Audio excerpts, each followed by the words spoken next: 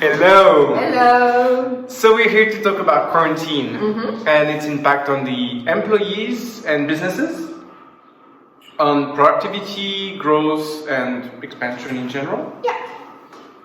So my name is Alexi. I'm a business coach and design strategist. I help businesses to create awesome product and services. My name is Isabel. I am a psychologist and also a holistic transformational coach. That means that I really work in depth, one-to-one with people to create the transformation, the durable, sustainable transformation that people desire. Cool. So, what's happening in the world? We already know that most people working in the companies, they're stressed. Like, I read recently the numbers that more than 60% of UK employees were stressed, and that more than 90% of the managers, the team from teams, they were knowing that they were creating stress in their teams. Yeah. So there's this kind of awareness that people are stressed. But what's happening during quarantine? So we already have a stressed workforce, yes, and now we have a global pandemic. Bam! Adding up to that. We don't know really because this global pandemic hasn't ever arrived in this way, but we do have research on small-scale quarantine that was needed for people who were ill and smaller outbreaks of illnesses. And we saw, well, not me, I read the study, that 1/3 of people who needed to quarantine after only 9 to 10 days started to develop PTSD symptoms. So we're talking about high anxiety, depression bouts, even bad dreams, loss of hope. That really is important to come to terms with because this now is a lot. Yeah, it's a lot to take, right? Yeah, lingering uncertainty is just continuing and we have no idea what will happen, when it will end, will it end? So many surprises. So in this situation, more stress, more tension. So as a business, you can really envision if you do take this time to take a distance from your businesses and look at the things that they are, you can imagine the impact on burnouts, for example, right? Oh yeah, for sure. Like burnouts or... Burnout, but not even... So these are the extreme examples, of course, absenteeism, all of that, because your immunity is going down just on its own because of this high level of stress. But we're also just talking about your employees are the building blocks of your company. Yeah, that's true. So when they have lower mental health, when their well-being is in danger, that impacts directly their productivity. And above that, we could say their creativity, their level of being able to innovate. Yeah, so that's where my focus is in my career and my passion. And creativity is something that you need to nurture. That you need to get people together. You need to create a safe space. You need to create a space where people can share crazy ideas. Because like it is not obvious, like even sometimes with your friends and your family, you don't share crazy ideas. Yeah. So that's not obvious to create this kind of environment.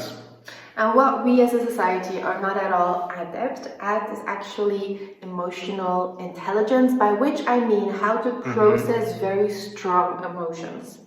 And we can see that many people right now go into avoiding or eternally distracting themselves, or everything not to feel the density of what's actually going on, which is not helping us. No. So right now, your level of emotional resilience is going to determine how you ride the wave. But the emotional capacity of your workforce will determine how your company rides the wave.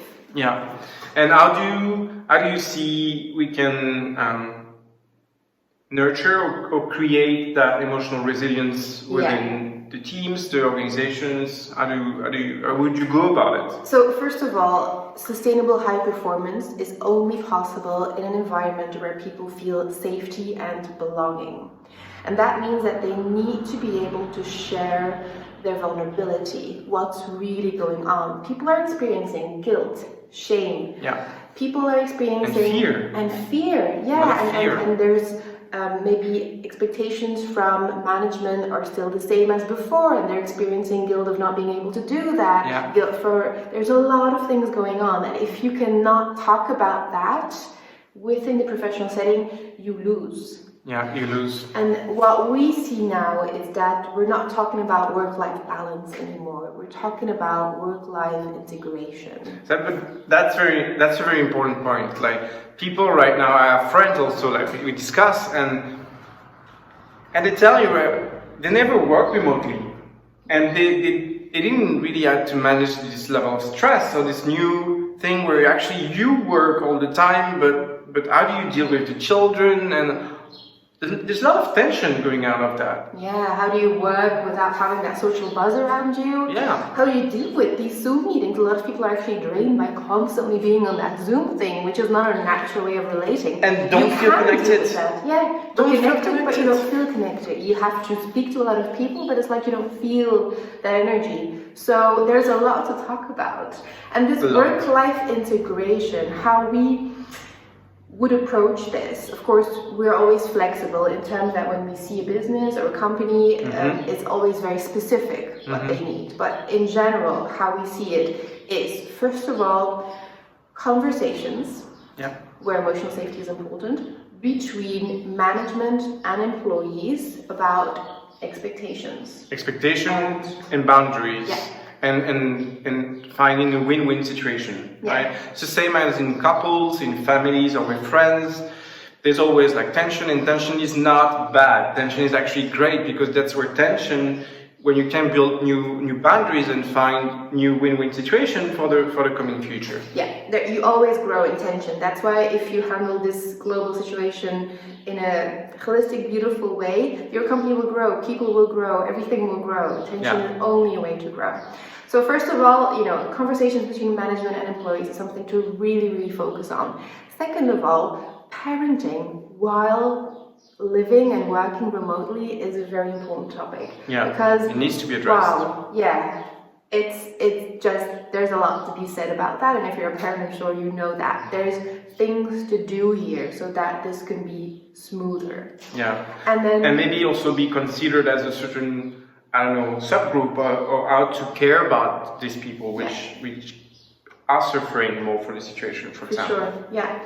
And then third of all is the individual resilience of every single person, because even if stressful situations are reduced because you show you care, because you implement well-being techniques, it is still an individual thing. It is. How you process emotions, and for that individual measures are important. So depending on what works for people, because we work very specific, we propose a lot of techniques, and it's not just meditation or yoga that goes really into depth how to manage emotions, deal with emotions.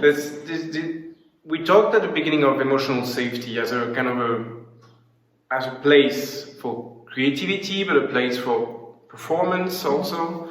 And it's also the place where emotions, if you can release the emotions, that's where you release the stress. And if your workforce release stress, then performance increases directly. Yeah, because then clear action can be taken. Yeah. So it's very important to realize also that from the research, you see that there is a positive return on investment on well-being and wellness solutions for businesses. Like from 5 to 8 to 1, depending on the scale you implement it, right? Yeah. From teams to company-wide. But like the strongest is always company-wide, because then you change the culture. And that is very strong, and meaning you may be stressed as an organization, and you may want to fire people, right? Because you have Cost reduction, which is normal. But for the people that you keep, this is very important to actually invest in their well-being right now. Yeah, so we can speak all about why it's important to care. There's a lot of sense behind this, why right now it's important to show your employees that you care, but the numbers really are there. Yeah. And that was, it's really important to realize that. It's a study from Deloitte, right? Yeah, Deloitte in the UK. So this year. Yeah, it's an 8 to 1 return on investment when you do company-wide intervention. Insane. Yeah. And so there's a huge opportunity here for your company to truly grow, not just survive, but grow and thrive throughout this transition. And that's what we hope for everyone, right? Yeah. Or at least the most people and organizations. Also the world at large. And the world at So large, let's see. that we expand from and learn from this crisis. Yeah, so thank you very much for your attention. Thank you. And if you have any questions, you can contact us. We're available on LinkedIn or by email. Yeah, thanks. Ciao. Ciao.